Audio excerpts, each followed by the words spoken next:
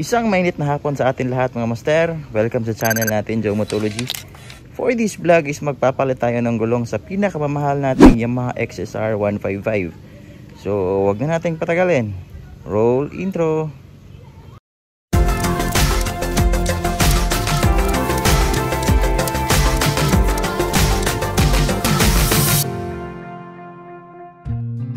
Currently, yung mga stock tires ng Yamaha XSR 155 ay naka-dual tires. At maraming factors kung bakit mabilis na pupudpod ang mga gulong natin. Pwede sa pang daily use, brand ng gulong, or ang tire inflation. And speaking of daily use, advantage sa mga ganitong gulong ay pwedeng magamit natin in terms of urban roads and off-roads. Pero kadalasan talaga sa ganitong mga gulong madulas, especially sa mga wet road conditions, at ayaw nating mangyari na masemplang tayo sa daan. And by the way, yung ipapalit natin na gulong is ang Pirelli. So bakit Pirelli? So subok na kasi itong Pirelli. At sa mga nasubukan ko ng mga motor, ito talaga yung mas tumagal sa akin, no? In terms of pang daily use. So actually, ang ipapalit ko sana is yung Scorpion dual tires ng Pirelli. Pero since medyo pricey yun at tight yung budget natin, so nag-switch ako sa Angel City Pirelli. So which is okay lang naman. And i-discuss natin yung kanyang mga features at advantage. Okay, sa mga walang idea kung ano yung size na ipapalit na gulong, nag-remain pa rin ako sa mga stock size ng gulong natin sa XSR 155. So para sa harap, ang pinili pa rin natin is yung size na 110/70 by 17 tubeless. Ito naman yung 140/70/17 tubeless. At saka binili ko siya sa Shopee. So ipa-flash ko na lang yung kanyang price. Okay, so pag binili nyo pala ito sa Shopee, meron na siyang kasamang tire sealant. So since dalawa yung binili natin, meron siyang dalawang tire sealant. So kung bibili tayo ng isang gulong, make sure talaga mga master na branded talaga siya. Kasi marami kang nakukuha na advantage kapag branded yung tires na kinuha mo. Pangalawa is make sure na bagong manufacture yung gulong. Halimbawa nito, meron siyang nakasaka-ukit na 1323, which means ginawa siya this year to 2023 sa 13th week this year. So 13th week of 2023. At eto naman, same pa rin. Ayan.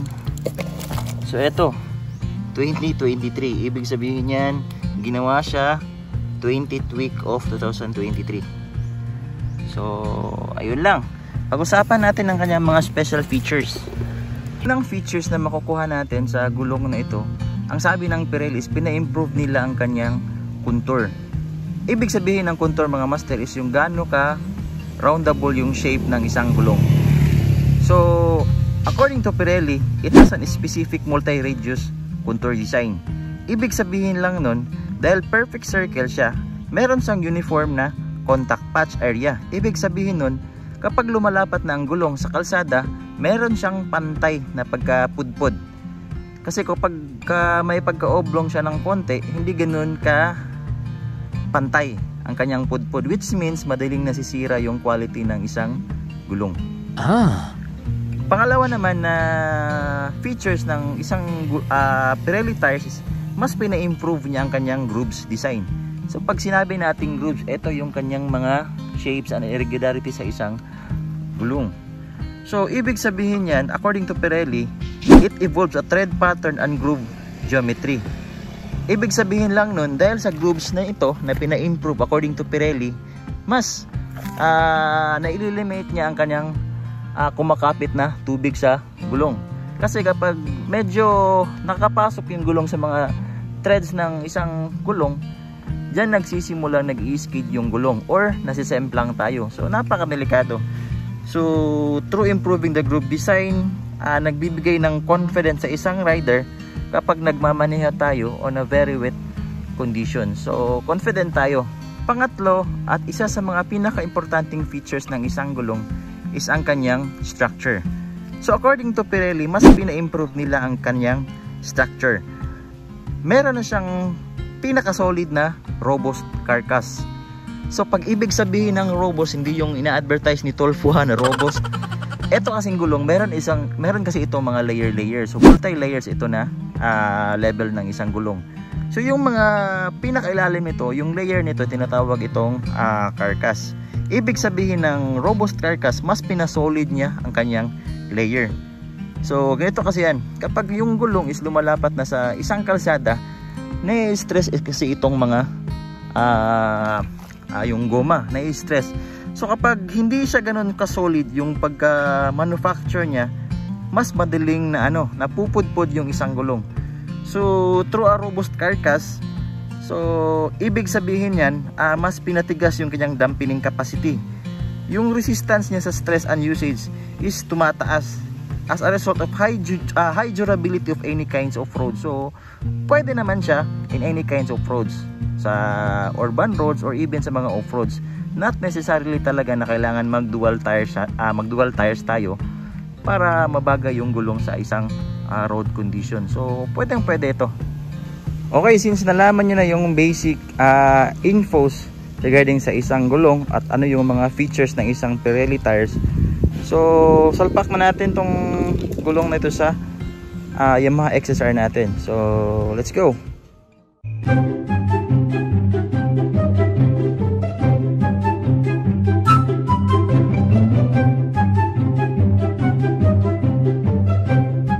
A few moments later. Ayan, so natapos na natin isalpak yung mga bagong gulong Pirelli tires, Angel City sa front at sa rear natin. So one piece of advice ko para sa inyo mga riders, no, mga master. So mag-upgrade naman tayo ng isang part ng isang motor, mas mabuti yung pinaka basic, no. Simulan natin sa mga gulong. Kasi napaka-importante ng gulong, mga master. Ito yung lumalapat galing sa chassis down to semento.